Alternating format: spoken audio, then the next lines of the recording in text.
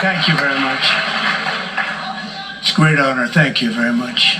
Speaker Johnson, Vice President Vance, the First Lady of the United States,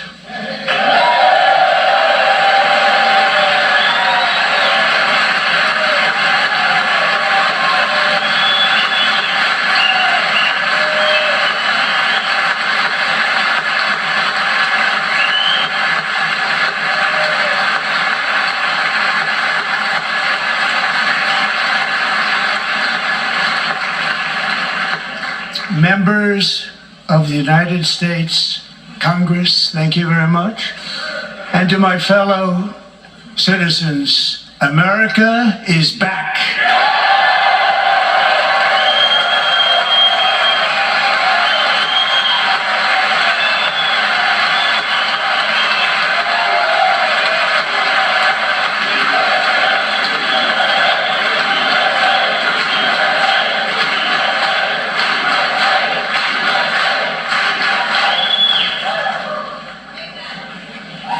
6 weeks ago, I stood beneath the dome of this Capitol and proclaimed the dawn of the golden age of America. From that moment on, it has been nothing but swift and unrelenting action to usher in the greatest and most successful era in the history of our country. We have accomplished more in 43 days than most administrations accomplished in 4 years or 8 years, and we are just getting started.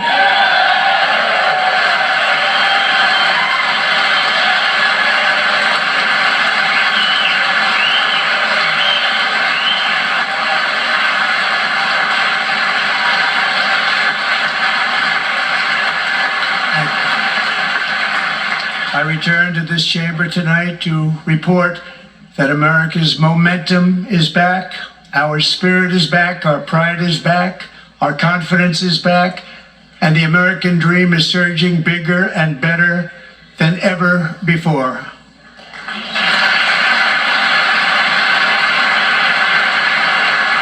The American dream is unstoppable, and our country is on the verge of a comeback, the likes of which the world has never witnessed and perhaps will never witness again.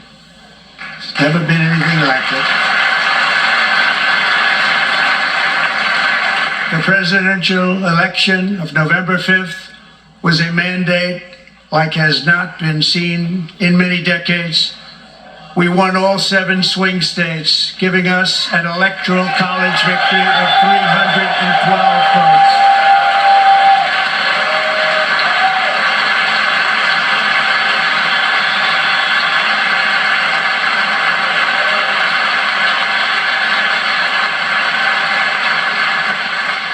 We won the popular vote by big numbers and won counties in our country.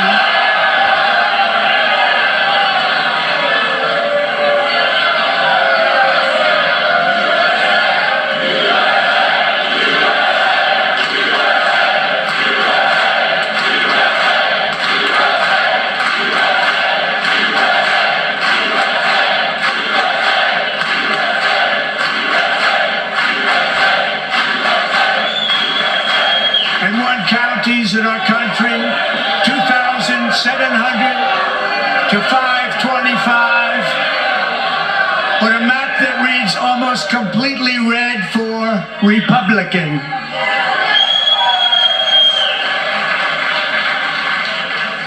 Now, for the first time in modern history, more Americans believe that our country is headed in the right direction than the wrong direction. In fact, it's an astonishing record, 27-point swing, the most ever.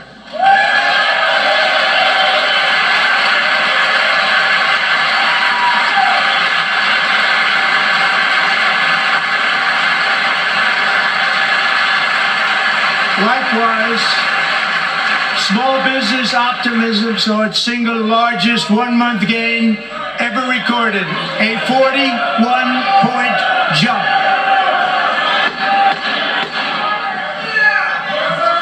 Members are directed to uphold and maintain decorum in the House and to cease any further disruptions. That's your warning.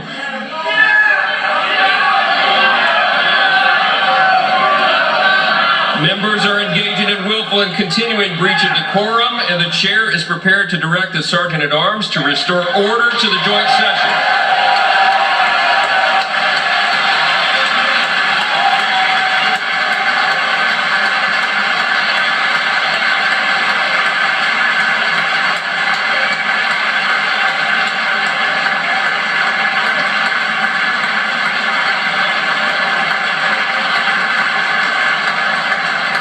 Mr. Green, take your seat.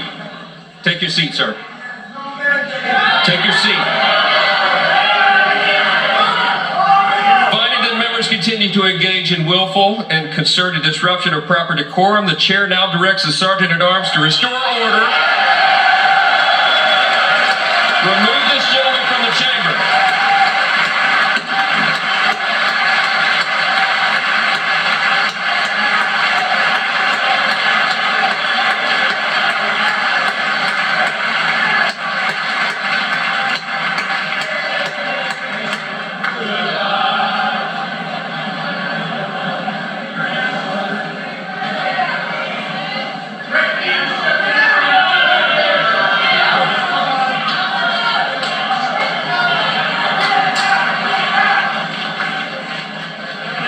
Members are directed to uphold and maintain decorum in the House. Mr. President, you continue. Thank you. Over the past 6 weeks, I have signed nearly 100 executive orders and taken more than 400 executive actions, a record, to restore common sense, safety, optimism, and wealth all across our wonderful land. The people elected me to do the job, and I'm doing it.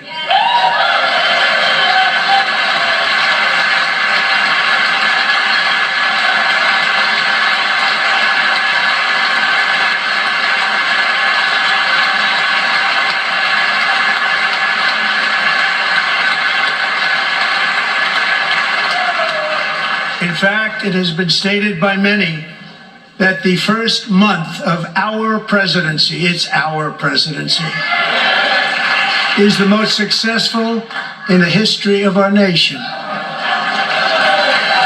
By many.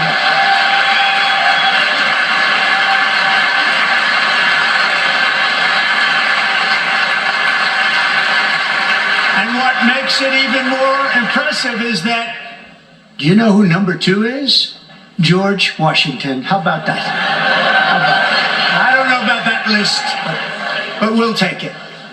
Within hours of taking the oath of office, I declared a national emergency on our southern border, and I deployed the U.S. military and Border Patrol to repel the invasion of our country. And what a job they've done. As a result, illegal border crossings last month were by far the lowest ever recorded, ever.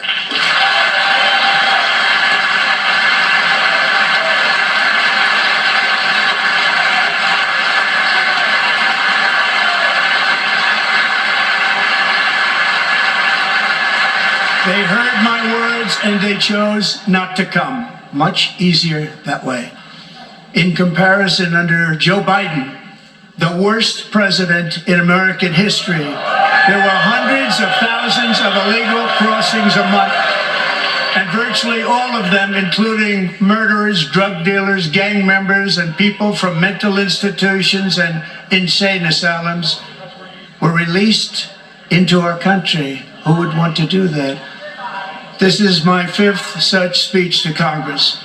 And once again, I look at the Democrats in front of me, and I realize there is absolutely nothing I can say to make them happy or to make them stand or smile or applaud. Nothing I can do. I could find a cure to the most devastating disease, a disease that would wipe out entire nations, or announce the answers to the greatest economy in history, or the stoppage of crime to the lowest levels ever recorded. And these people sitting right here will not clap, will not stand, and certainly will not cheer for these astronomical achievements. They won't do it, no matter what. Five times I've been up here. It's very sad. And it just shouldn't be this way.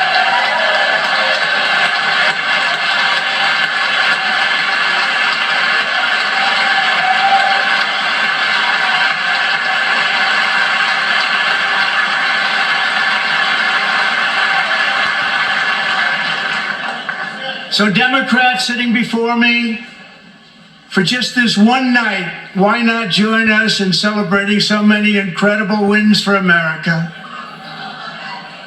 For the good of our nation, let's work together and let's truly make America great again.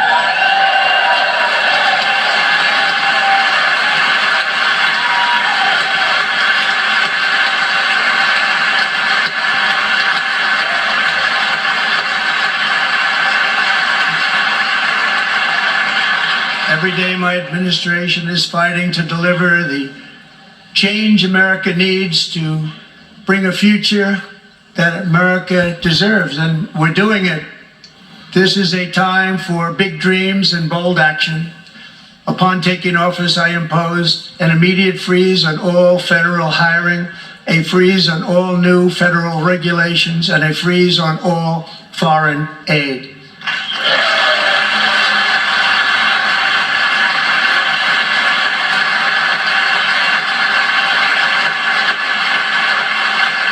I terminated the ridiculous Green New Scam.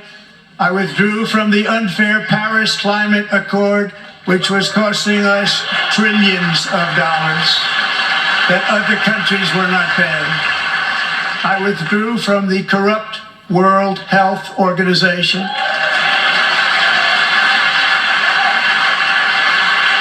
And I also withdrew from the anti-American UN Human Rights Council.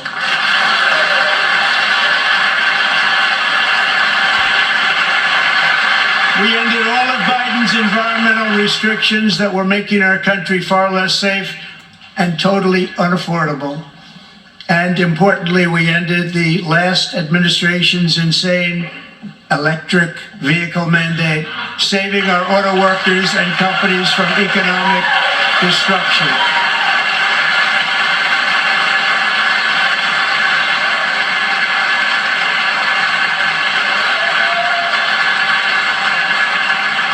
To unshackle our economy, I have directed that for every one new regulation, 10 old regulations must be eliminated, just like I did in my very successful first term.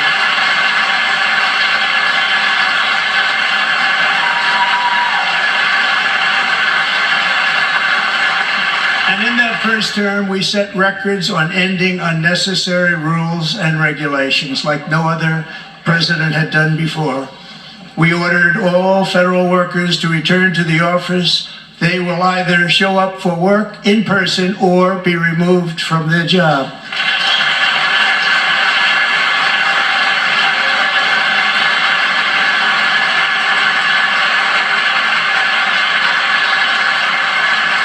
And we've ended weaponized government where, as an example, a sitting president is allowed to viciously prosecute his political opponent, like me. How did that work out? Not too good. Not too good.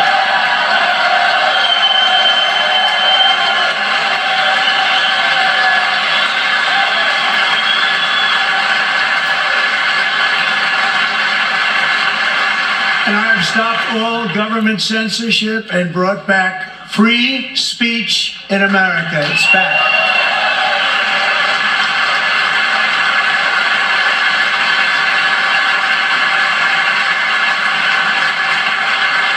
And 2 days ago, I signed an order making English the official language of the United States of America.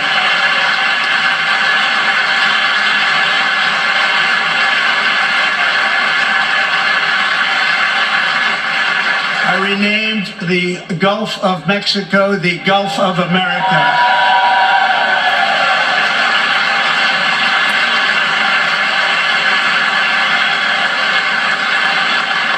And likewise, I renamed, for a great president, William McKinley, Mount McKinley again.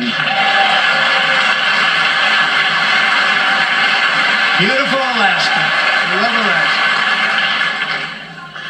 We've ended the tyranny of so-called diversity, equity, and inclusion policies all across the entire federal government and indeed the private sector and our military.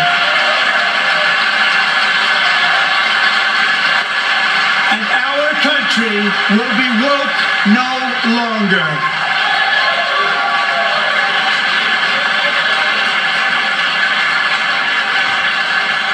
We believe that whether you are a doctor, an accountant, a lawyer, or an air traffic controller, you should be hired and promoted based on skill and competence, not race or gender.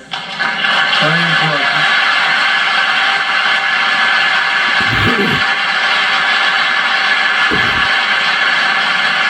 You should be hired based on merit. And the Supreme Court, in a brave and very powerful decision, has allowed us to do so. Thank you. Thank you very much. We have removed the poison of critical race theory from our public schools, and I signed an order making it the official policy of the United States government that there are only two genders, male and female.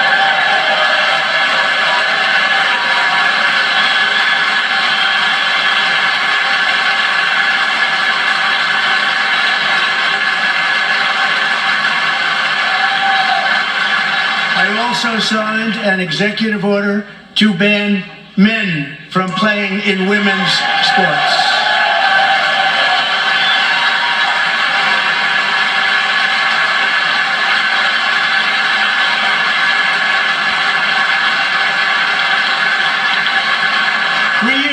Peyton McNabb was an all-star high school athlete, one of the best, preparing for a future in college sports. But when her girls' volleyball match was invaded by a male, he smashed the ball so hard in Peyton's face, causing traumatic brain injury, partially paralyzing her right side and ending her athletic career. It was a shot like she's never seen before. She's never seen anything like it. Peyton is here tonight in the gallery, and Peyton, from now on, schools will kick the men off the girls' team or they will lose all federal funding.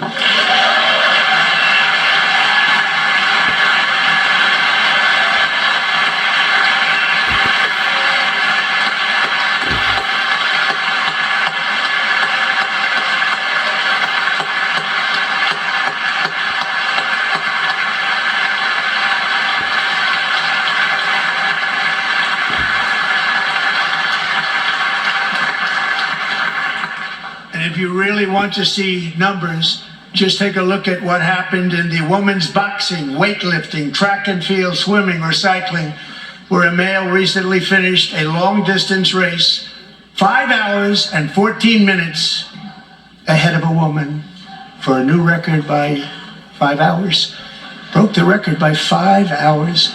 It's demeaning for women, and it's very bad for our country. We're not going to put up with it any longer.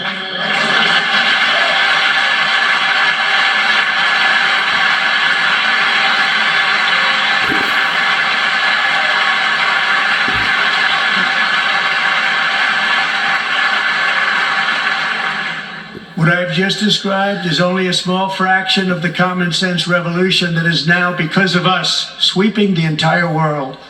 Common sense has become a common theme, and we will never go back. Never. Never going to let that happen. Among my very highest priorities is to rescue our economy and get dramatic and immediate relief to working families.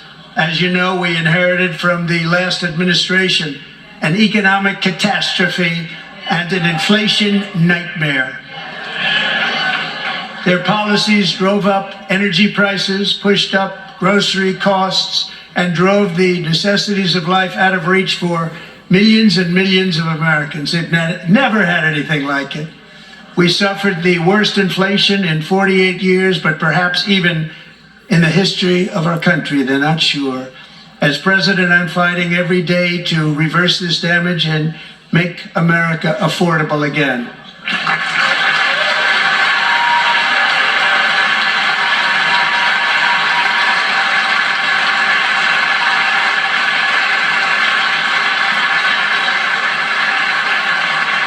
Joe Biden especially let the price of eggs get out of control. The egg price is out of control. And we're working hard to get it back down. Secretary, do a good job on that. You inherited a total mess from the previous administration. Do a good job.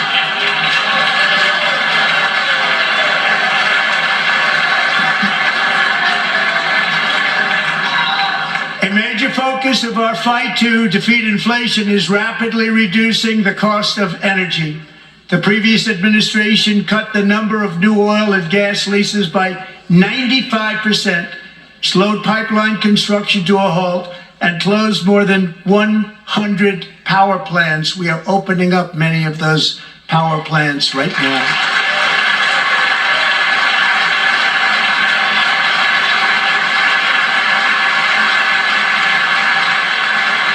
And frankly, we have never seen anything like it. That's why on my first day in office, I declared a national energy emergency.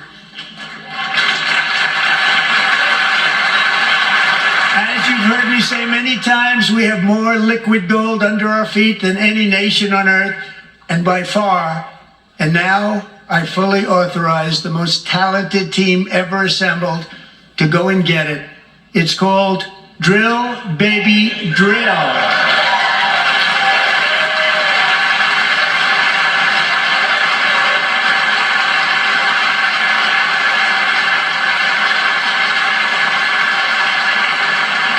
My administration is also working on a gigantic natural gas pipeline in Alaska, among the largest in the world, where Japan, South Korea, and other nations want to be our partner with investments of trillions of dollars each. There's never been anything like that one.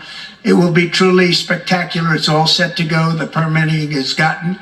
And later this week, I will also take historic action to dramatically expand production of critical minerals and rare earths here in the USA.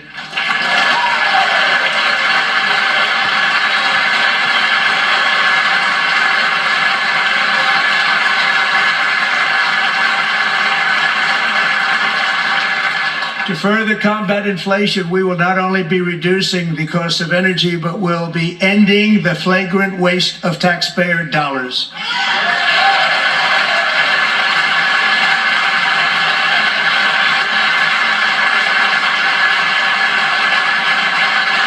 And to that end, I have created the brand new Department of Government Efficiency, DOGE. Perhaps you've heard of it. Perhaps.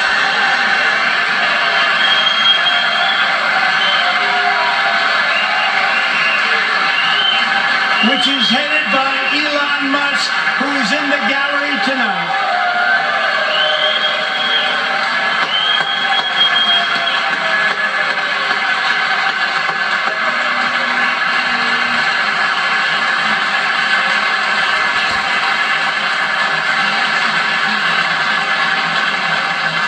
Thank you, Elon. He's working very hard. He didn't need this. He didn't need this. Thank you very much. We appreciate it. Everybody here, even this side, appreciates it, I believe. They just don't want to admit that. Just listen to some of the appalling waste we have already identified. $22 billion from HHS to provide free housing and cars for illegal aliens. $45 million for diversity, equity, and inclusion scholarships in Burma. $40 million to improve the social and economic inclusion of sedentary migrants. Nobody knows what that is. $8 million to promote LGBTQI+ in the African nation of Lesotho, which nobody has ever heard of. $60 million for indigenous peoples and Afro-Colombian empowerment in Central America. $60 million. $8 million for making mice transgender. This is real. $32 million for a left-wing propaganda operation in Moldova. $10 million for male circumcision in Mozambique. $20 million for the Arab Sesame Street in the Middle East. It's a program. $20 million for a program. $1.9 billion to recently created Decarbonization of Homes Committee, headed up, and we know she's involved. Just at the last moment, the money was passed over by a woman named Stacey Abrams. Have you ever heard of her? A $3.5 million consulting contract for lavish fish monitoring. $1.5 billion for voter confidence in Liberia. $14 million for social cohesion in Mali. $59 million for illegal alien hotel rooms in New York City. He's a real estate developer. He's done very well. $250,000 to increase vegan local climate action innovation in Zambia. $42 million for social and behavior change in Uganda. $14 million for improving public procurement in Serbia. $47 million for improving learning outcomes in Asia. Asia's doing very well with learning. You know what we're doing. Should use it ourselves. And $101 million for DEI contracts at the Department of Education. The most ever paid, nothing even like it. Under the Trump administration, all of these scams, and they're far worse, but I didn't think it was appropriate to talk about them. They're so bad. Many more have been found out and exposed and swiftly terminated by a group of very intelligent, mostly young people, headed up by Elon, and we appreciate it. We found hundreds of billions of dollars of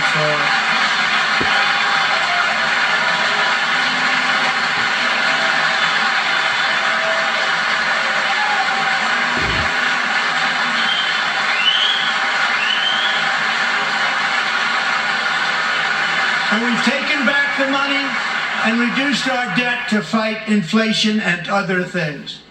Taken back a lot of that money. We got it just in time. This is just the beginning.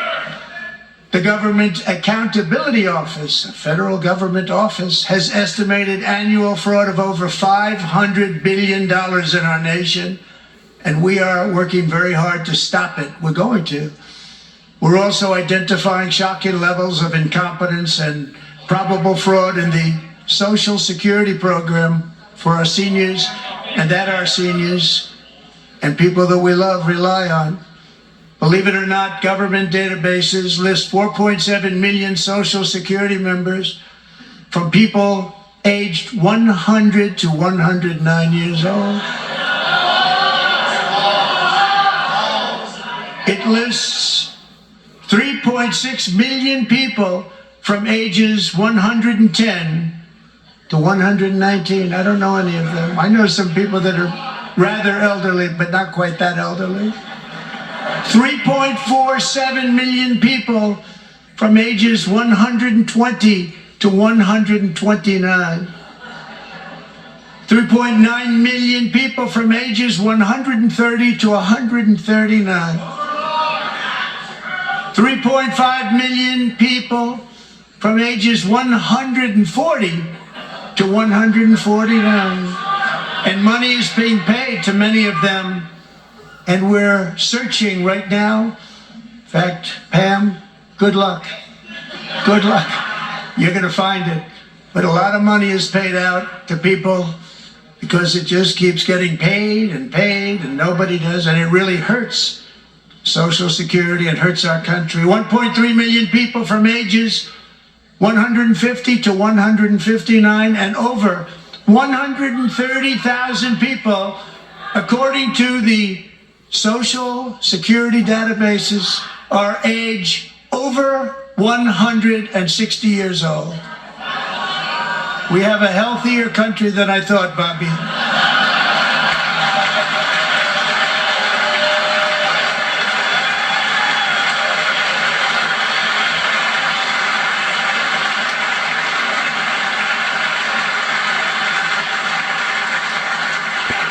Including to finish 1,039 people between the ages of 220 and 229, one person between the age of 240 and 249, and one person is listed at 360 years of age. More than 100 years older than our country. But we're going to find out where that money's going, and it's not going to be pretty. By slashing all of the fraud, waste, and theft we can find, we will defeat inflation, bring down mortgage rates, lower car payments and grocery prices, protect our seniors, and put more money in the pockets of American families.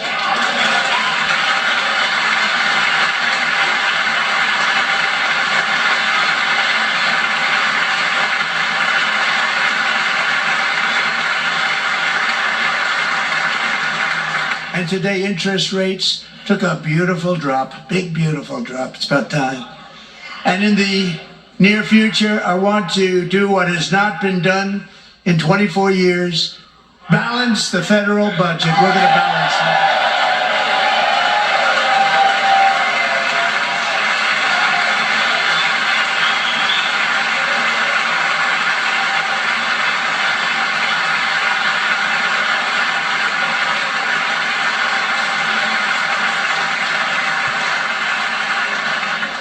With that goal in mind, we have developed in great detail what we are calling the Gold Card, which goes on sale very, very soon.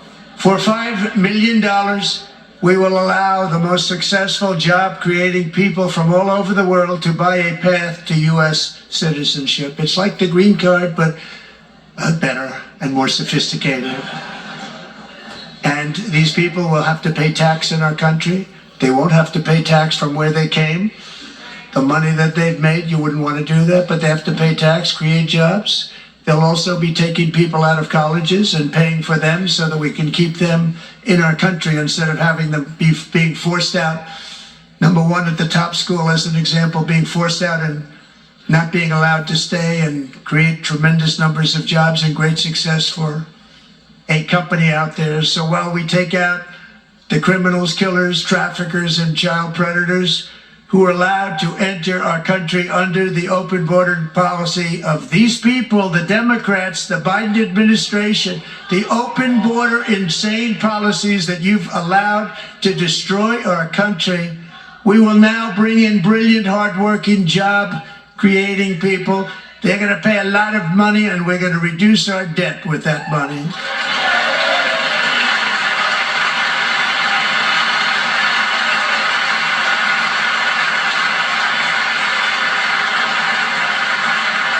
Americans have given us a mandate for bold and profound change. For nearly 100 years, the federal bureaucracy has grown until it has crushed our freedoms, ballooned our deficits, and held back America's potential in every possible way. The nation founded by pioneers and risk takers now drowns under millions and millions of pages of regulations and debt. Approvals that should take 10 days to get instead take 10 years, 15 years, and even 20 years before you're rejected. Meanwhile, we have hundreds of thousands of federal workers who have not been showing up to work.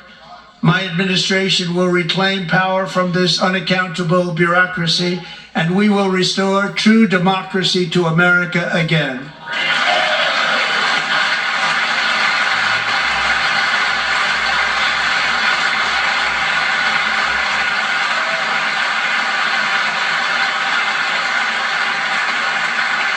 Federal bureaucrat who resists this change will be removed from office immediately. Because we are draining the swamp. It's very simple. And the days of rule by unelected bureaucrats are over.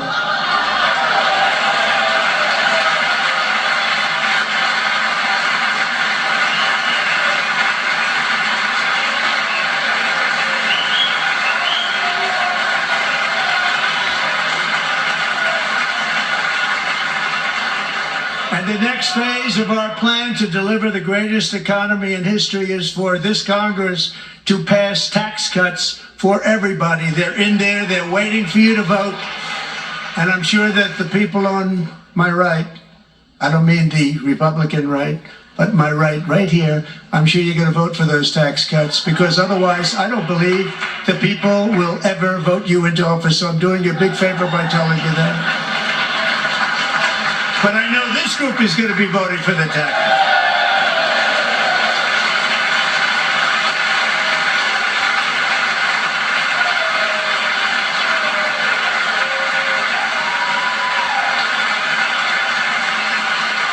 Thank you.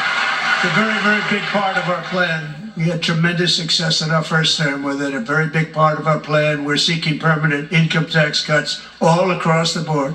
And to get urgently needed relief to Americans hit especially hard by inflation, I'm calling for no tax on tips, no tax on overtime, and no tax on Social Security benefits for our great seniors.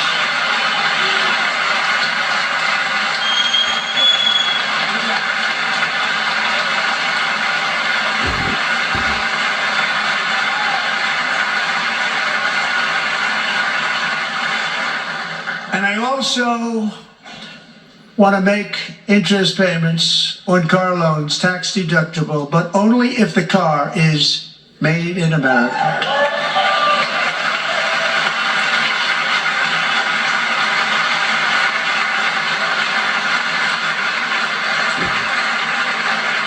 And by the way, we're going to have growth in the auto industry like nobody's ever seen. Plants are opening up all over the place. Deals are being made. Never seen. That's a combination of the election win and tariffs. It's a beautiful word, isn't it? That, along with our other policies, will allow our auto industry to absolutely boom. It's going to boom. Spoke to the majors today, all three, the top people, and they're so excited. In fact, already numerous car companies have announced that they will be building massive automobile plants in America, with Honda just announcing a new plant in Indiana, one of the largest anywhere in the world.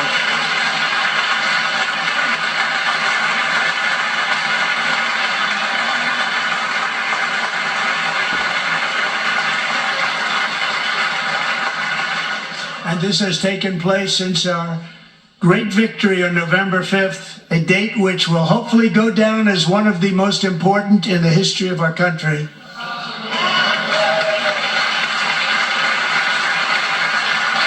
In addition, as part of our tax cuts, we want to cut taxes on domestic production and all manufacturing. And just as we did before, we will provide 100% expensing. It will be retroactive to January 20th, 2025. And it was one of the main reasons why our tax cuts were so successful in our first term, giving us the most successful economy in the history of our country. First term. We had a great first term.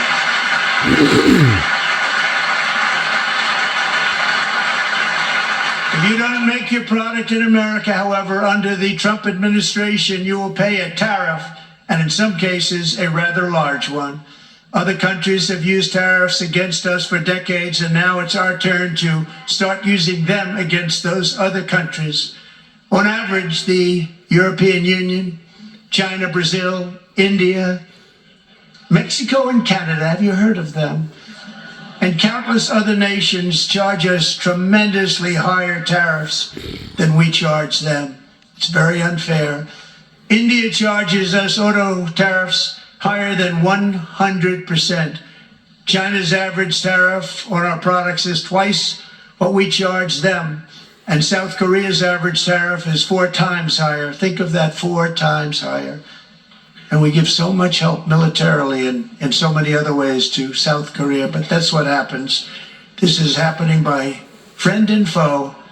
This system is not fair to the United States and never was, and so on April 2nd, I wanted to make it April 1st, but I didn't want to be accused of April Fool's Day. That's not, just one day was cost us a lot of money. But we're going to do it in April. I'm a very superstitious person. April 2nd, reciprocal tariffs kick in. And whatever they tariff us, other countries, we will tariff them. That's reciprocal, back and forth. Whatever they tax us, we will tax them. If they do non-monetary tariffs to keep us out of their market, then we will do non-monetary barriers to keep them out of our market. There's a lot of that too. They don't even allow us in their market. We will take in trillions and trillions of dollars and create jobs like we have never seen before.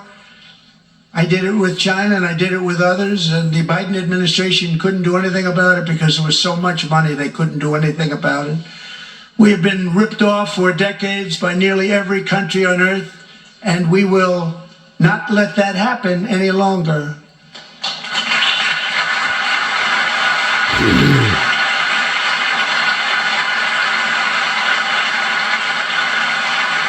Much has been said over the last 3 months about Mexico and Canada, but we have very large deficits with both of them. But even more importantly, they've allowed fentanyl to come into our country at levels never seen before, killing hundreds of thousands of our citizens and many very young, beautiful people, destroying families. Nobody's ever seen anything like it. They are in effect receiving subsidies of hundreds of billions of dollars. We pay subsidies to Canada and to Mexico of hundreds of billions of dollars, and the United States will not be doing that any longer. We're not going to do it any longer.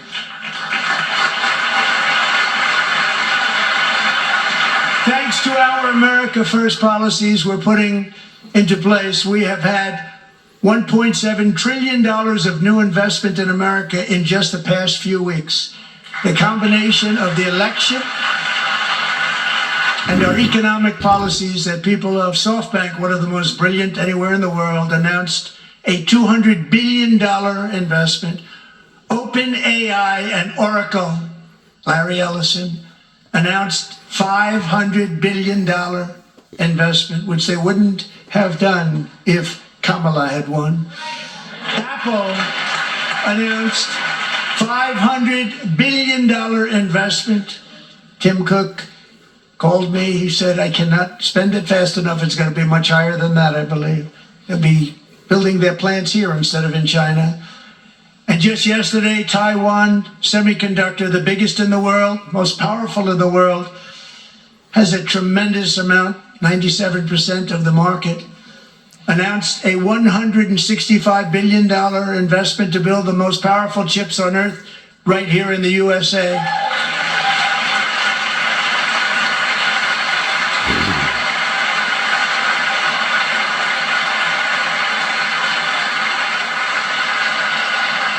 And we're not giving them any money. Your CHIPS Act is a horrible, horrible thing. We give hundreds of billions of dollars, and it doesn't mean a thing. They take our money and they don't spend it.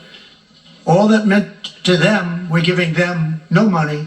All that was important to them was they didn't want to pay the tariffs, so they came and they're building, and many other companies are coming. We don't have to give them money.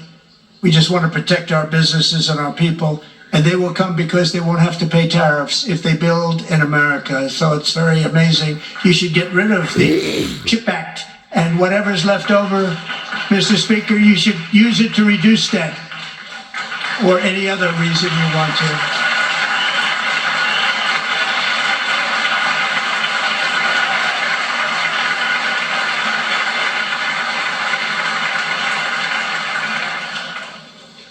Our new trade policy will also be great for the American farmer. I love the farmer. Who will now be selling into our home market, the USA, because nobody is going to be able to compete with you. Because those goods that come in from other countries and companies, they're really in a bad position in so many different ways. They're uninspected.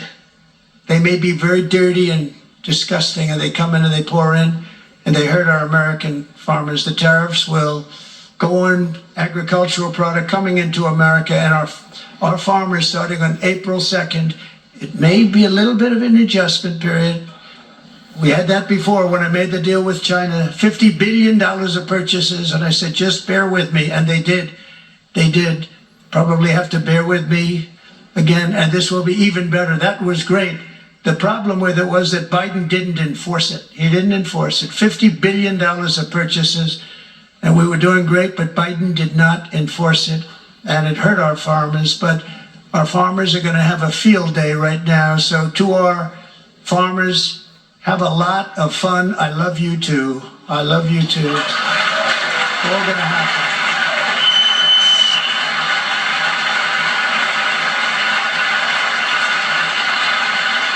And I have also imposed a 25% tariff on foreign aluminum, copper, lumber, and steel, because if we don't have, as an example, steel and lots of other things, we don't have a military, and frankly we just won't have a country very long. Here today is a proud American steelworker, fantastic person from Decatur, Alabama, Jeff Denard. Has been working at the same steel plant for 27 years in a job that has allowed him to serve as the captain of his local volunteer fire department, raised 7 children with his beautiful wife, Nicole, and over the years provide a loving home for more than 40 foster children. So great, Jeff.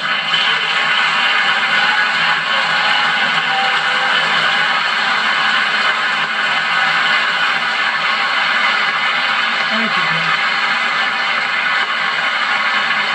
Thank you, Jeff.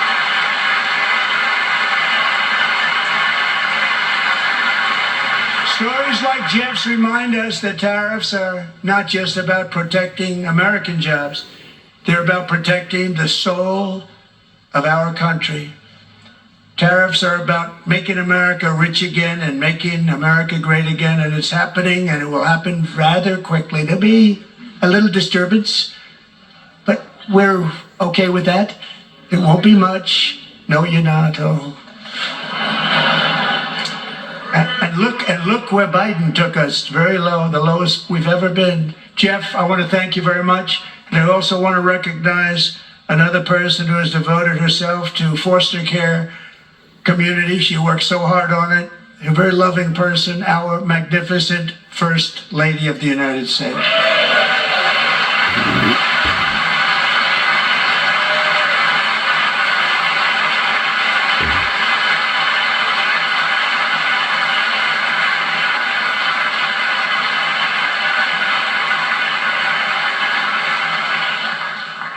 Melania's work has yielded incredible results, helping prepare our nation's future leaders as they enter the workforce. Our First Lady is joined by 2 impressive young women, very impressive. Haley Ferguson, who benefited from the First Lady's Fostering the Future initiative and is poised to complete her education and become a teacher. And Elliston Berry, who became a victim of an illicit deepfake image produced by a peer. With Elliston's help, the Senate just passed the Take It Down Act, and this is so important. Thank you very much, John. John Thune, thank you. Stand up, John. Thank you, John.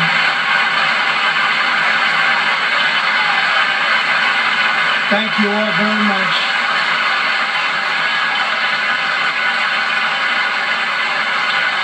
Thank you. And thank you to John Thune and the Senate. Great job. To criminalize the publication of such images online is terrible, terrible thing. And once it passes the House, I look forward to signing that bill into law. Thank you. And I'm going to use that bill for myself too, if you don't mind. Because nobody gets treated worse than I do online. Nobody. That's great. Thank you very much to the Senate. Thank you. But if we truly care about protecting Americans' children, no step is more crucial than securing America's borders. Over the past 4 years, 21 million people poured into the United States. Many of them were murderers, human traffickers, gang members, and other criminals from the streets of dangerous cities all throughout the world. Because of Joe Biden's insane and very dangerous open border policies, they are now strongly embedded in our country, but we are getting them out and getting them out fast.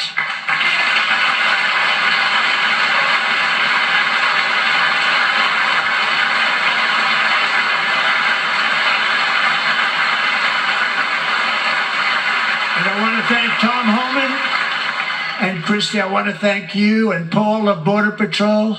I want to thank you. What a job they've all done. Everybody, Border Patrol, ICE, law enforcement in general is incredible. We have to take care of our law enforcement. Have to.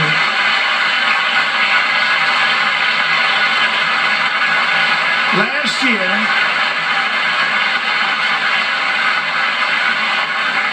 a brilliant 22-year-old nursing student named Laken Riley, the best in her class, admired by everybody, went out for a jog on the campus of the University of Georgia.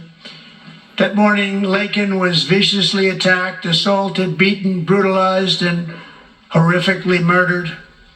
Laken was stolen from us by a savage illegal alien gang member who was arrested while trespassing across Biden's open southern border and then set loose into the United States under the heartless policies of that failed administration. It was indeed a failed administration. He had then been arrested and released in a Democrat-run sanctuary city, a disaster, before ending the life of this beautiful young angel. With us this evening are Laken's beloved mother, Allison, and her sister, Lauren.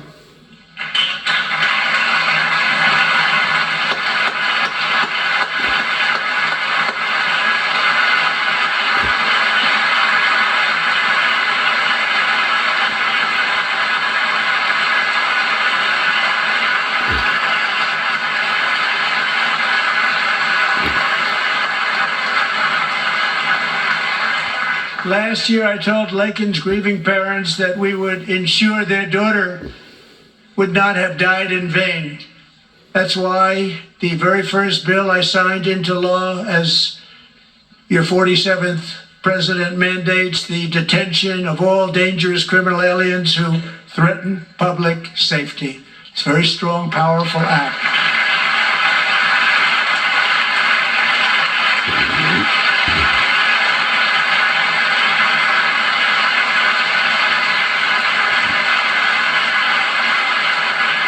It's called the Laken-Riley Act.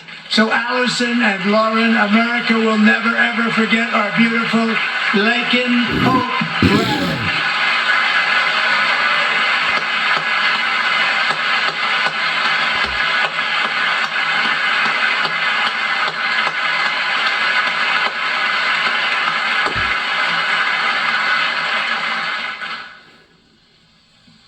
Thank you very much.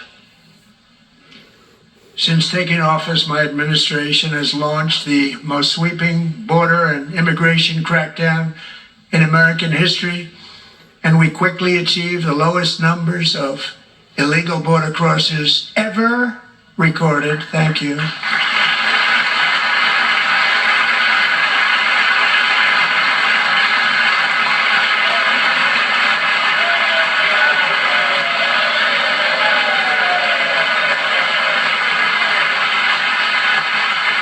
The media and our friends in the Democrat Party kept saying we needed new legislation. We must have legislation to secure the border. But it turned out that all we really needed was a new president.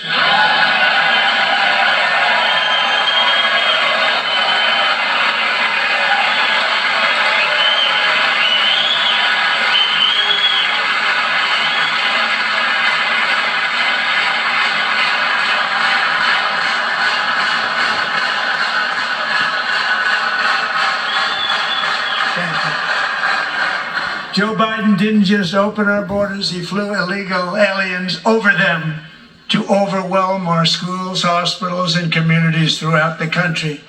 Entire towns like Aurora, Colorado, and Springfield, Ohio, buckled under the weight of the migrant occupation and corruption like nobody's ever seen before. Beautiful towns destroyed. Now, just as I promised in my inaugural address, we are achieving the great liberation of America.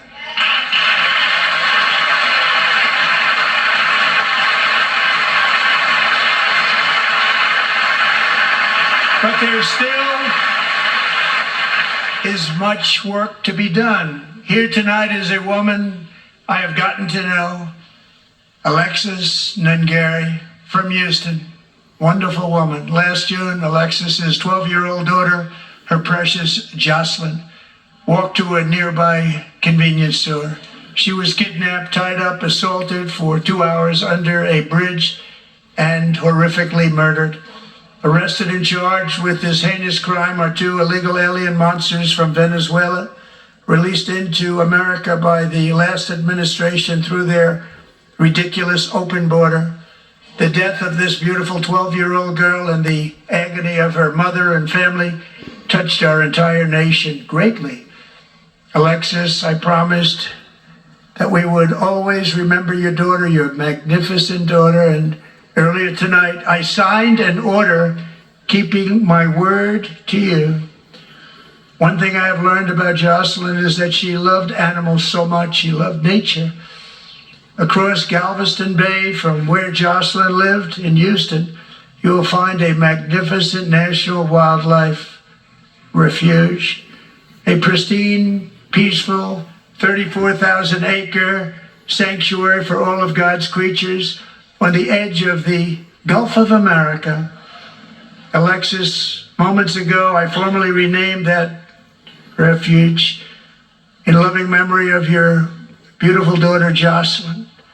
So, Mr. Vice President, if you would, may I have the order?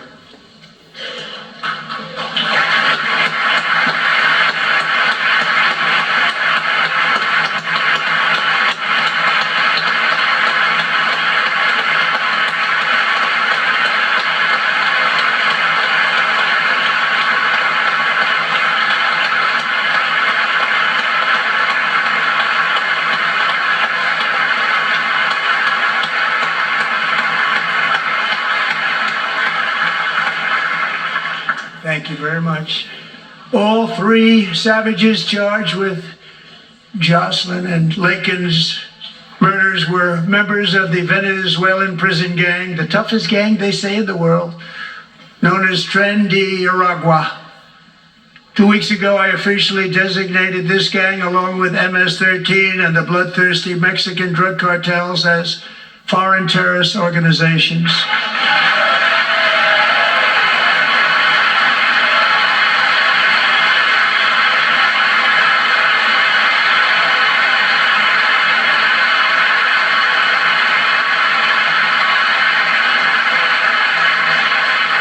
They are now officially in the same category as ISIS, and that's not good for them.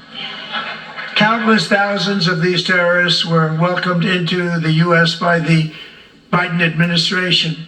But now every last one will be rounded up and forcibly removed from our country, or, if they're too dangerous, put in jails, standing trial in this country, because we don't want them to come back ever. With us this evening is a warrior on the front lines of that battle, Border Patrol Agent Roberto Ortiz. Great guy.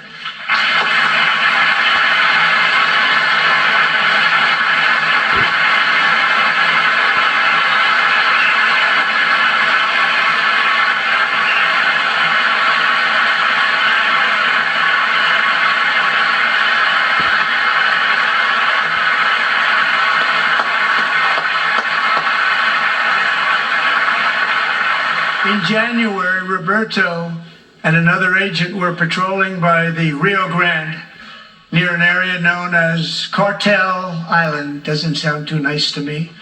When heavily armed gunmen started shooting at them, Roberto saw that his partner was totally exposed, at great danger, and he leapt into action, returning fire and providing crucial seconds for his fellow agent to seek safety, just barely. I have some of the prints of that event, and it was not good. Agent Ortiz, we salute you for your great courage and for your line of fire that you took, and for the bravery that you showed. We honor you, and we will always honor you. Thank you, Roberto, very much.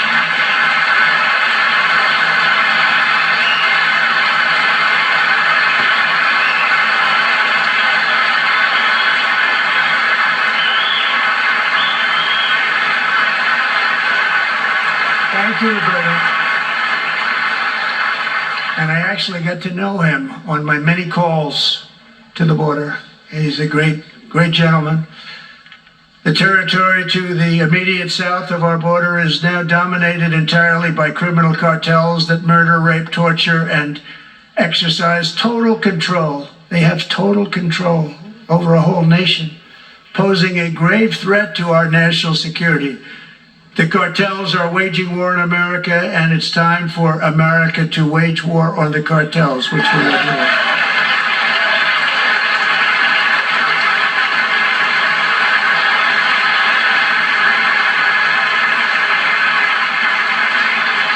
Five nights ago, Mexican authorities, because of our tariff policies being imposed on them, think of this, handed over to us 29 of the biggest cartel leaders in their country. That has never happened before. They want to make us happy.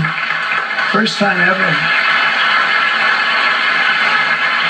But we need Mexico and Canada to do much more than they've done, and they have to stop the fentanyl and drugs pouring into the USA. They're going to stop it. I have sent Congress a detailed funding request laying out exactly how we will eliminate these threats to protect our homeland and complete the largest deportation operation in American history, larger even than current record holder, President Dwight D. Eisenhower, a moderate man, but someone who believed very strongly in borders. Americans expect Congress to send me this funding without delay so I can sign it into law. So, Mr. Speaker, John Thune, both of you, I hope you're going to be able to do that, Mr. Speaker. Thank you. Mr. Leader, thank you. Thank you very much. And let's get it to me. I'll sign it so fast, you won't even believe it.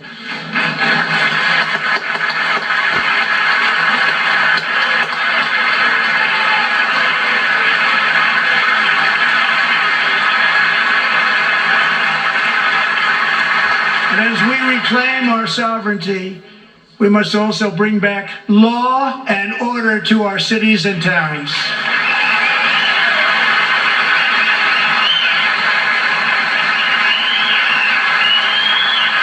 In recent years, our justice system has been turned upside down by radical left lunatics. Many jurisdictions virtually ceased enforcing the law against dangerous repeat offenders while weaponizing law enforcement against political opponents like me.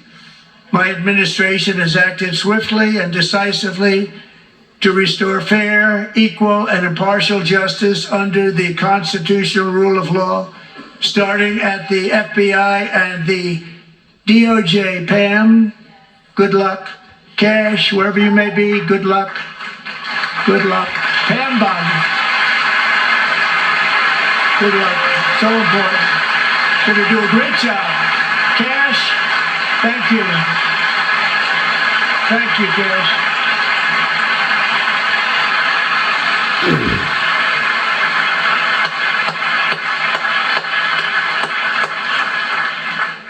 They've already started very strong. They're going to do a fantastic job. You're going to be very proud of them. We're also once again giving our police officers the support, protection, and respect they so dearly deserve. They have to get it. They have such a hard, dangerous job, but we're going to make it less dangerous. The problem is the bad guys don't respect the law, but they're starting to respect it, and they soon will respect it.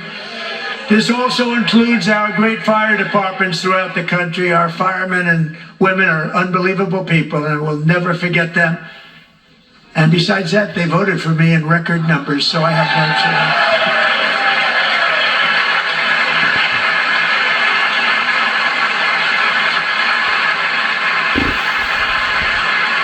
One year ago this month, 31-year-old New York police officer Jonathan Diller, unbelievably wonderful person and a great officer, was gunned down at a traffic stop on Long Island. I went to his funeral. The vicious criminal charged with his murder had 21 prior arrests, and they were rough arrests too. He was a real bad one. The thug in the seat next to him had 14 prior arrests. and went by the name of Killer. He was Killer. He killed other people, they say, a lot of them.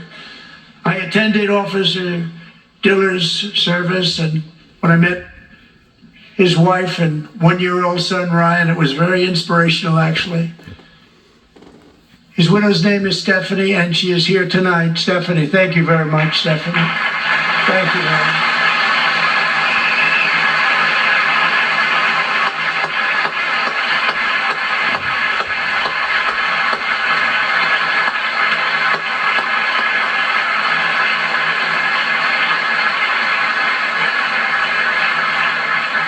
Stephanie, we're going to make sure that Ryan knows his dad was a true hero, New York's finest, and we're going to get these cold-blooded killers and repeat offenders off our streets, and we're going to do it fast.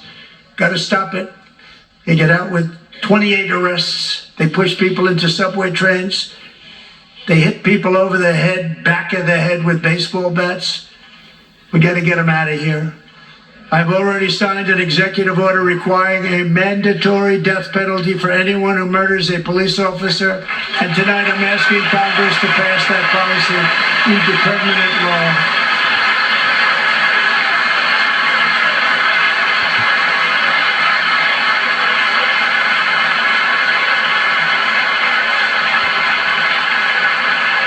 I'm also asking for a new crime bill getting tough on repeat offenders while enhancing protections for America's police officers so they can do their jobs without fear of their lives being totally destroyed.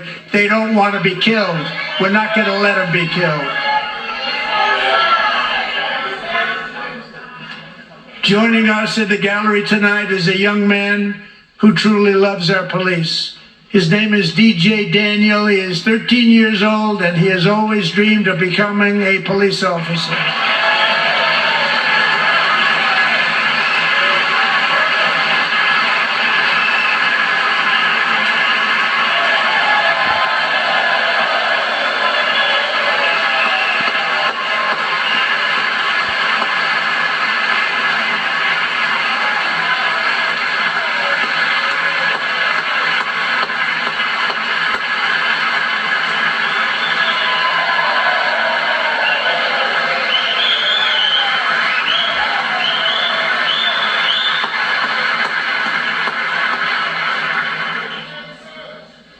But in 2018, DJ was diagnosed with brain cancer. The doctors gave him 5 months at most to live. That was more than 6 years ago.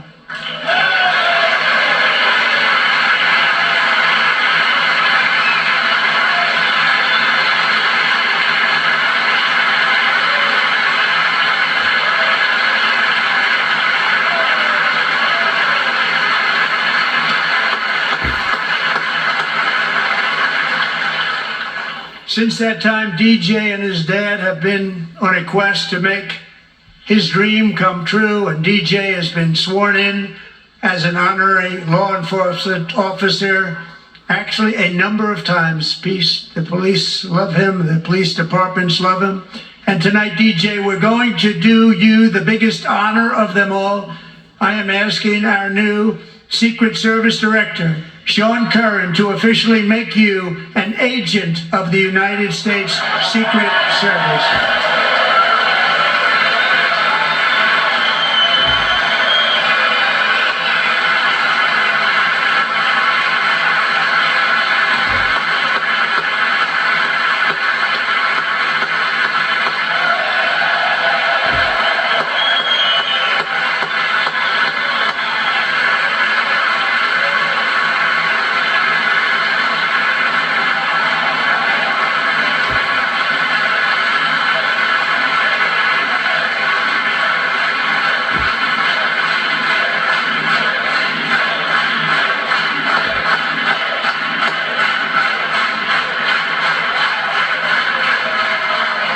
Thank you, DJ.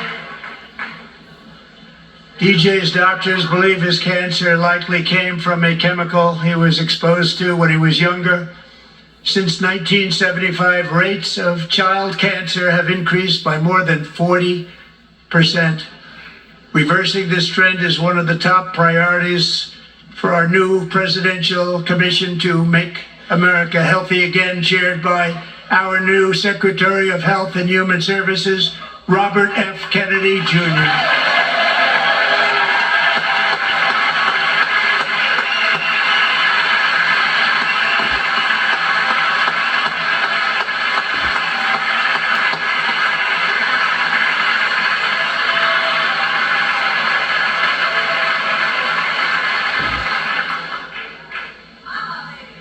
With the name Kennedy, you would have thought everybody over here would have been cheering. How quickly they forget. Our goal is to get toxins out of our environment, poisons out of our food supply, and keep our children healthy and strong. As an example, not long ago, and you can't even believe these numbers, 1 in 10,000 children had autism, 1 in 10,000. And now it's 1 in 36. There's something wrong. 1 in 36. Think of that.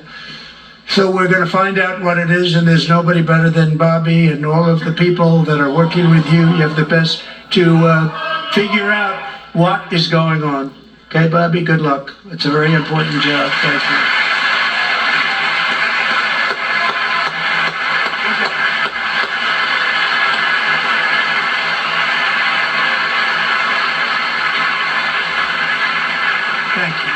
My administration is also working to protect our children from toxic ideologies in our schools.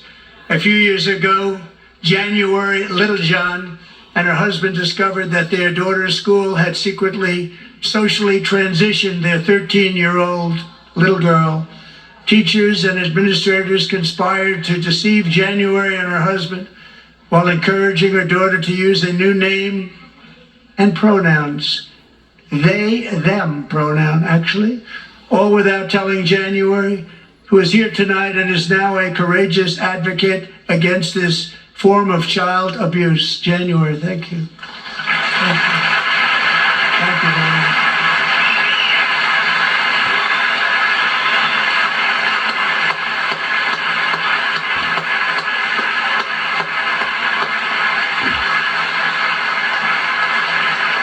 Thank you. Stories like this are why, shortly after taking office, I signed an executive order banning public schools from indoctrinating our children with transgender ideology.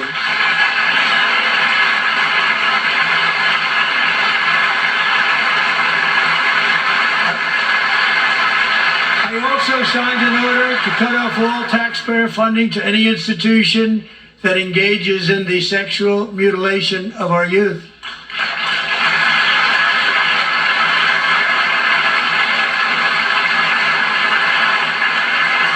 And now I want Congress to pass a bill permanently banning and criminalizing sex changes on children and forever ending the lie that any child is trapped in the wrong body. This is a big lie.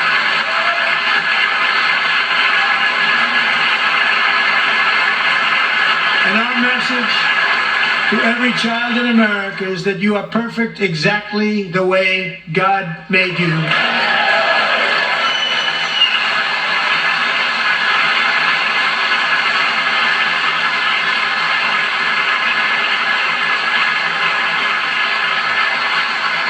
Because we're getting wokeness out of our schools and out of our military, and it's already out, and it's out of our society. We don't want it. Wokeness is trouble. Wokeness is bad. It's gone. It's gone. And we feel so much better for it, don't we? Don't we feel better? Our service members won't be activists and ideologues. They will be fighters and warriors. They will fight for our country. And Pete, congratulations. Secretary of Defense, congratulations.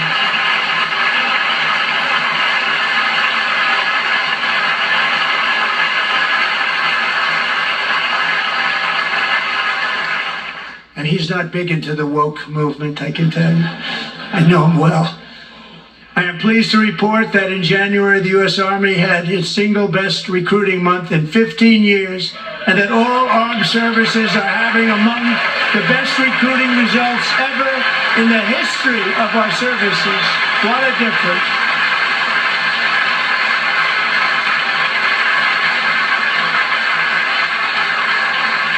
And you know, it was just a few months ago where the results were exactly the opposite. We couldn't recruit anywhere. We couldn't recruit. Now we're having the best results just about that we've ever had. What a tremendous turnaround. It's really a beautiful thing to see. People love our country again. It's very simple. They love our country and they love being in our military again. So it's a great thing, and thank you very much. Great job.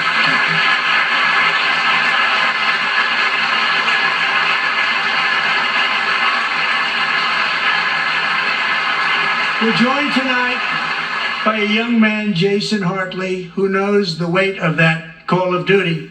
Jason's father, grandfather, and great-grandfather all wore the uniform. Jason tragically lost his dad, who was also a Los Angeles County Sheriff's deputy when he was just a boy, and now he wants to carry on the family legacy of service. Jason is a senior in high school, a 6-letter varsity athlete, a really good athlete, they say, a brilliant student with a 4.46, that's good, GPA. And his greatest dream is to attend the U.S. Military Academy at West Point.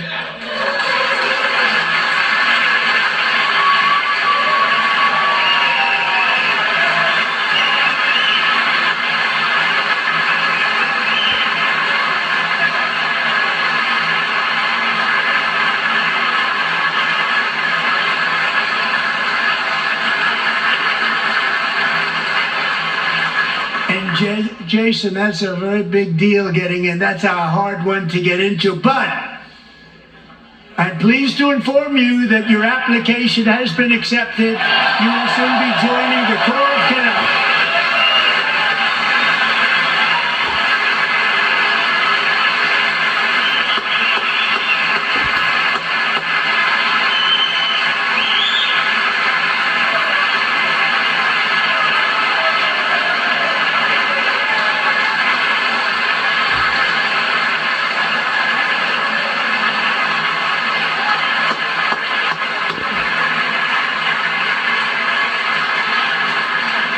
Thank you. Jason, you're going to be on the long gray line, Jason. As Commander-in-Chief, my focus is on building the most powerful military of the future.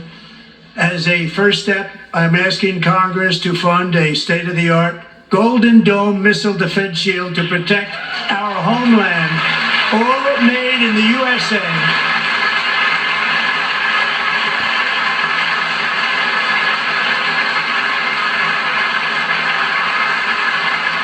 Ronald Reagan wanted to do it long ago, but the technology just wasn't there, not even close. But now we have the technology. It's incredible, actually. And other places, they have it. Israel has it. Other places have it. And the United States should have it too. Right, Tim, right? They should have it too. So I want to thank you. But it's a very, very important. This is a very dangerous world. We should have it. We want to be protected, and we're going to protect our citizens like never before. To boost our defense industrial base, we are also going to resurrect the American shipbuilding industry, including commercial shipbuilding and military shipbuilding.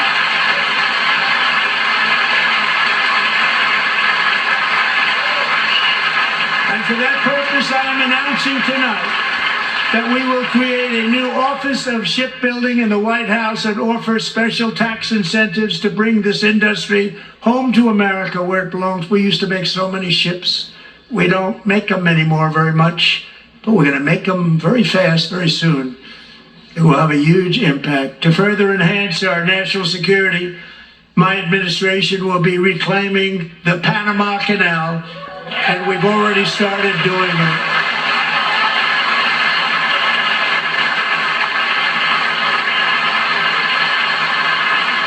Just today, a large American company announced they are buying both ports around the Panama Canal and lots of other things having to do with the Panama Canal and a couple of other canals. The Panama Canal was built by Americans for Americans, not for others. but others could use it. But it was built at tremendous cost of American blood and treasure. 38,000 workers died building the Panama Canal. They died of malaria, they died of snake bites and mosquitoes. Not a nice place to work. They paid them very highly to go there, knowing there was a 25% chance that they would die. The most expensive project also that was ever built in our country's history, if you bring it up to modern day costs. It was given away by the Carter administration for $1, but that agreement has been violated very severely. We didn't give it to China. We gave it to Panama, and we're taking it back.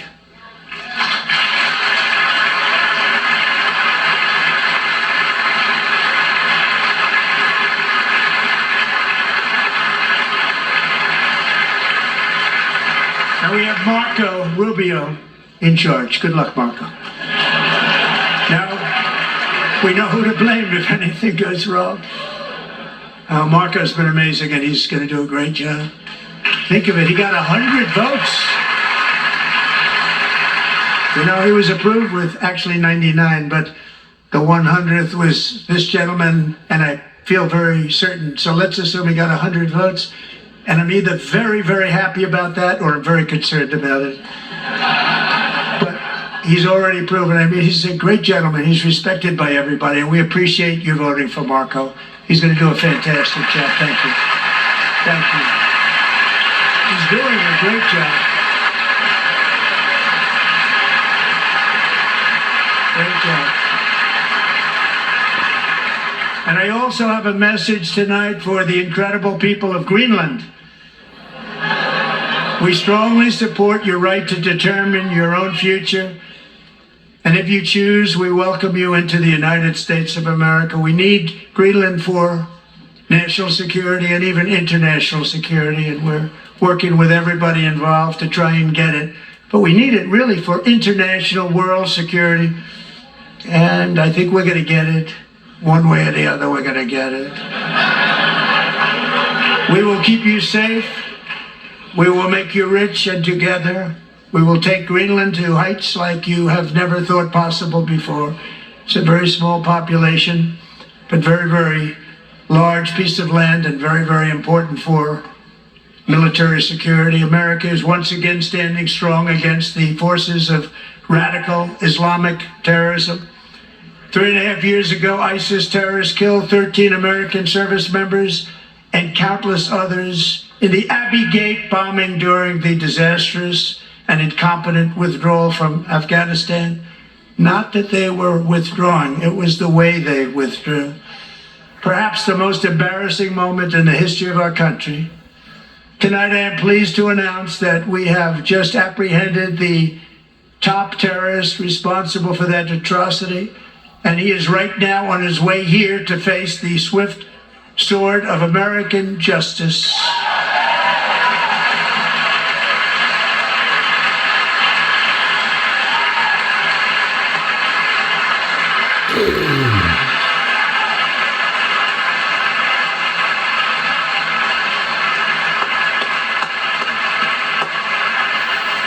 And I want to thank especially the government of Pakistan for helping arrest this monster. This was a very momentous day for those 13 families who I actually got to know very well, most of them, whose children were murdered, and the many people that were so badly, over 42 people, so badly injured on that fateful day in Afghanistan. What a horrible day. Such incompetence was shown that when Putin saw what happened, I guess he said, wow, maybe this is my chance. That's how bad it was. Should have never happened. Grossly incompetent people. I spoke to many of the parents and loved ones, and they're all in our hearts tonight. Just spoke to them on the phone. We had a big call. Every one of them called, and everybody was on the line, and they did nothing but cry with happiness. They were very happy, as happy as you can be under those circumstances. Their child, brother, sister, son, daughter was killed for no reason whatsoever. In the Middle East, we're bringing back our hostages from Gaza. In my first term, we achieved one of the most groundbreaking peace agreements in generations, the Abraham Accords.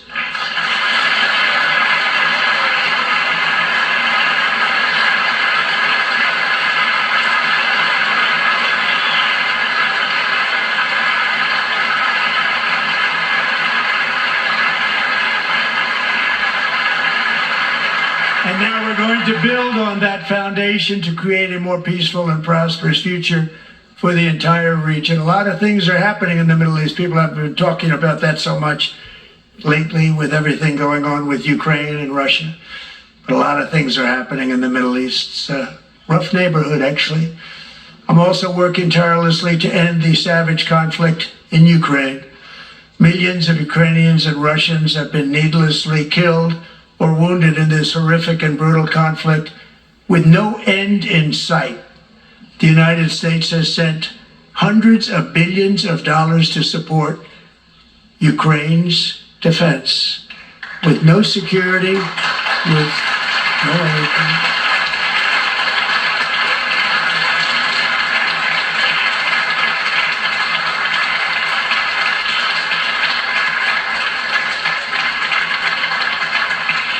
Do you want to keep it going for another 5 years? Yeah, you would say Pocahontas says yes.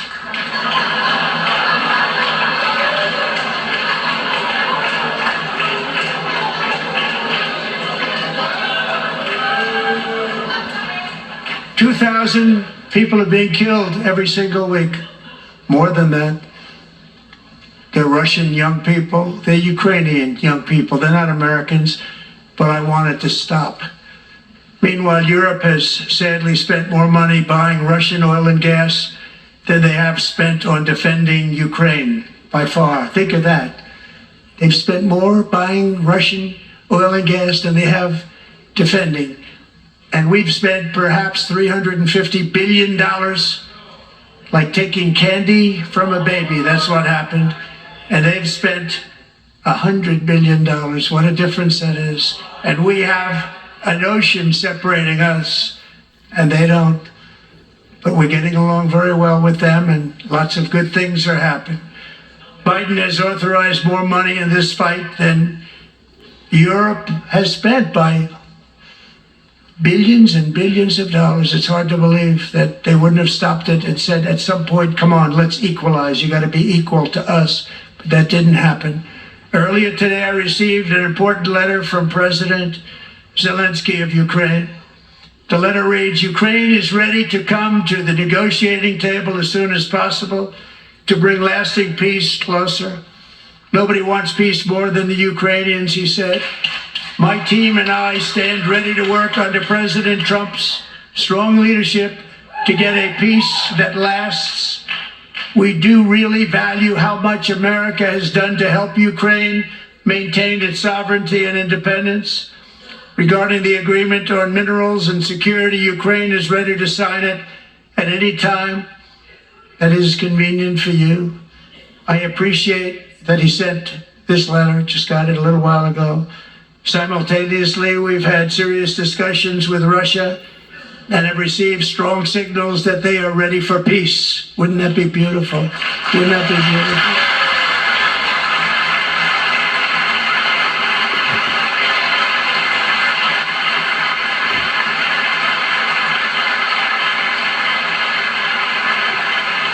Wouldn't that be beautiful?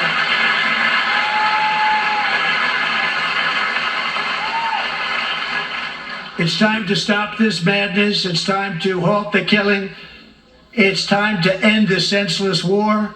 If you want to end wars, you have to talk to both sides. Nearly 4 years ago, amid rising tensions, a history teacher named Mark Fogel was detained in Russia and sentenced to 14 years in a penal colony. Rough stuff. The previous administration barely lifted a finger to help him. They knew he was innocent, but they had no idea where to begin. But last summer, I promised his 95-year-old mother,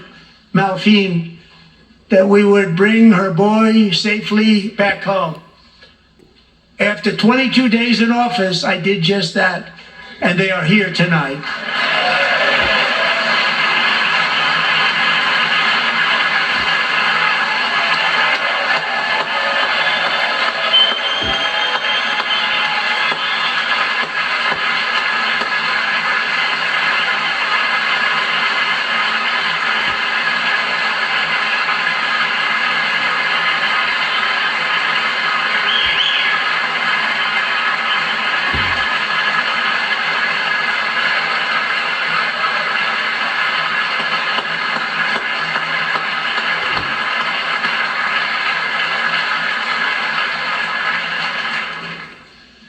To Mark and his great mom, we are delighted to have you safe and sound and with us. As fate would have it, Mark Fogel was born in a small rural town in Butler, Pennsylvania. Have you heard of it? Where his mother has lived for the past 78 years. I just happened to go there last July 13th for a rally. That was not pleasant. And that is where I met his beautiful mom right before I walked onto that stage. And I told her I would not forget what she said about her son. And I never did I? Never forgot. Less than 10 minutes later, at that same rally, gunfire rang out and a sick and deranged assassin unloaded 8 bullets from his sniper's perch into a crowd of many thousands of people. My life was saved by a fraction of an inch, but some were not so lucky. Corey Comparator was a firefighter, a veteran, a Christian, a husband, a devoted father, and above all, a protector.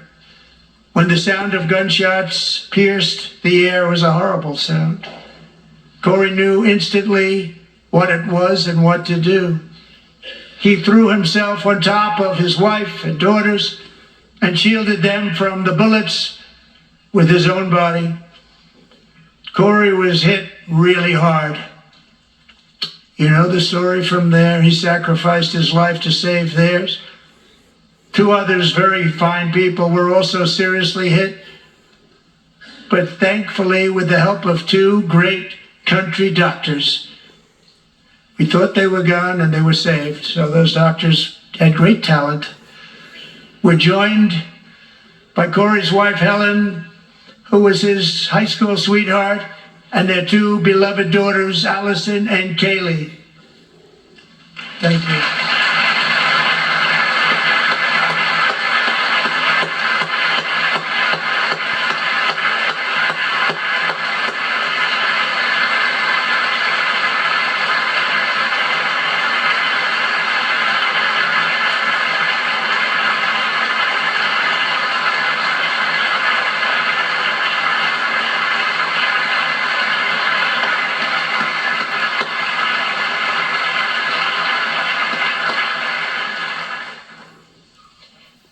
To Helen, Allison, and Kaylee, Corey is looking down on his 3 beautiful ladies right now, and he is cheering you on. He loves you. He is cheering you on. Corey was taken from us much too soon, but his destiny was to leave us all with a shining example of the selfless devotion of a true American patriot. It was love like Corey's that built our country, and it's love like Corey's that is going to make our country more majestic than ever before. I believe that my life was saved that day in Butler for a very good reason. I was saved by God to make America great again. I believe that.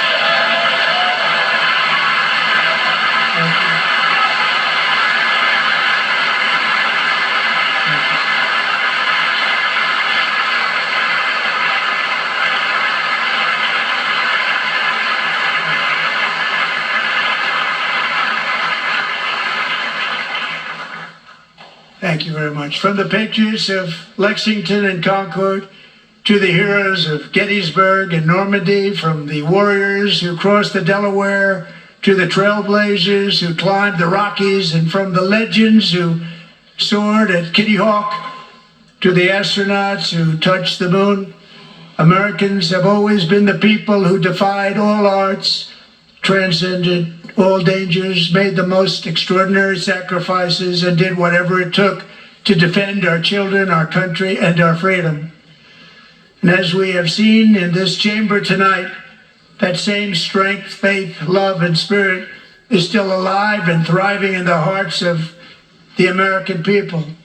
Despite the best efforts of those who would try to censor us, silence us, break us, destroy us, Americans are today a proud, free, sovereign, and independent nation that will always be free, and we will fight for it till death. We will never let anything happen to our beloved country, because we are a country of doers, dreamers, fighters, and survivors. Our ancestors crossed a vast ocean, strode into the unknown wilderness, and carved their fortunes from the rock and soil of a perilous and very dangerous frontier.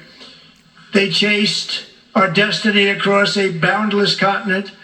They built the railroads, laid the highways, and graced the world with American marvels like the Empire State Building, the mighty Hoover Dam, and the towering Golden Gate Bridge. They lit the world with electricity, broke free of the force of gravity, fired up the engines of American industry, vanquished the communists, fascists, and Marxists all over the world, and gave us countless modern wonders sculptured out of iron, glass, and steel. We stand on the shoulders of these pioneers who won and built the modern age. These workers who poured their sweat into the skylines of our cities. These warriors who shed their blood on fields of battle and gave everything they had for our rights and for our freedom. Now it is our time to take up the righteous cause of American liberty. And it is our turn to take America's destiny into our own hands and begin the most thrilling days in the history of our country. This will be our greatest era. With God's help, over the next 4 years, we are going to lead this nation even higher, and we are going to forge the freest, most advanced, most dynamic, and most dominant civilization ever to exist on the face of this earth.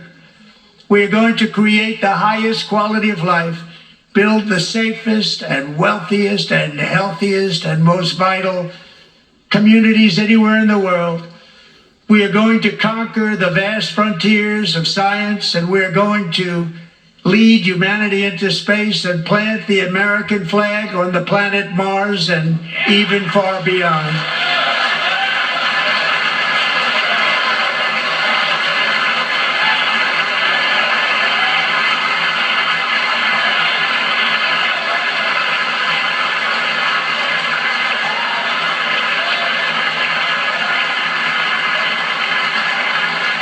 Through it all, we are going to rediscover the unstoppable power of the American spirit. And we are going to renew unlimited promise of the American dream. Every single day we will stand up and we will fight, fight, fight for the country our citizens believe in and for the country our people deserve.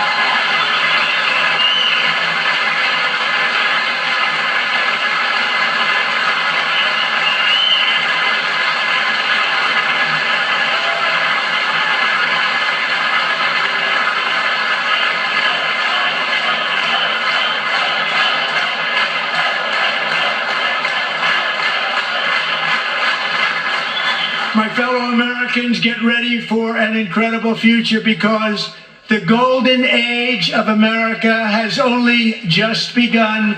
It will be like nothing that has ever been seen before. Thank you, God bless you, and God bless America. Well, there you have it, the State of the Union-like address, the joint session of Congress, the president returning to the presidency and giving his first speech to this joint body. You see the Democrats filing out. They sat on their hands almost the entire night tonight, even during, lovely addresses to cancer patients and people who have been killed by criminal migrants and their families. But in the beginning of the speech tonight, Johnson had to actually gavel to order because it was so rambunctious in the chamber that he actually had to have Representative Al Green, who at least 3 times has called for the impeachment of President Trump and has done it again in this term, removed from the chamber. So this was a very rowdy opening to this speech that went on to do a lot in terms of listing some wacky Doge spendings and much more.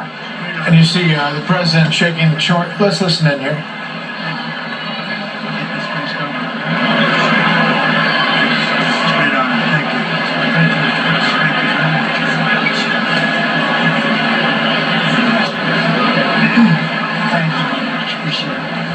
You know, the Democrats' protest actually started before the president entered that chamber. The Democrats on the bipartisan escort committee, the group that walks the president in, did not show up for that job. You know, the president touted the almost 100 executive orders, the 400 executive actions in 43 days that he said restored common sense. He spent a pretty good amount of time, as you mentioned, going through the specifics of what was found in DOGE, the Department of Government Efficiency, singling out Elon Musk, listing the millions that were found in detail. And many of the Democrats held up signs saying Musk steals and false. But the best moment, emotional moment, was DJ, who's battling cancer. He wanted to be a police officer, and during the speech, the president said the Secret Service has made him an agent. Even in that moment, you know, the gallery was split.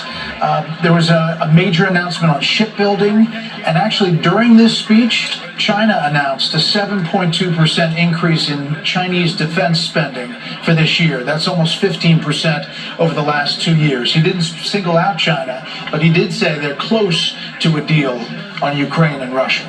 So we are back with our panel, Britt Hume, Dana Perino, Harold Ford Jr., and Larry Kudlow. There's also a letter from Zelensky, which we'll get to in just a moment. But Britt, let's get your thoughts. This was the longest speech. He is now the record holder for the longest speech to joint session of Congress, beating Bill Clinton.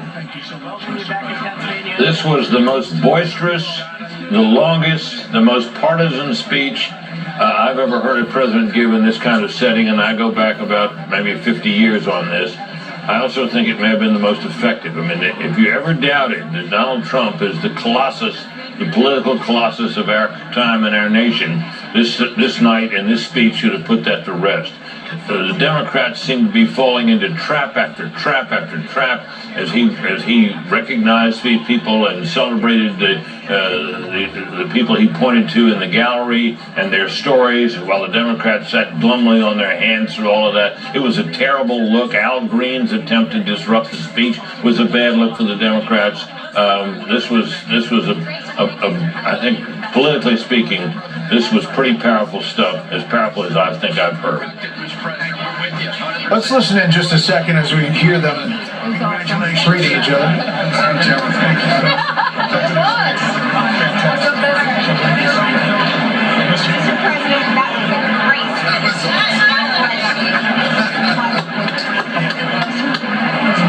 Marjorie Taylor Greene with a hat that says Trump was right about everything is the hat that she is wearing in the chamber there. Harold, your thoughts on the speech, Democrats' reaction, where we are? I think that Britt nailed it. I'd say this to my party: we have to win on ideas. The disruption was not a good look for the Congress, and as passionate as Congressman Greene may have felt, that was not the right moment to do that.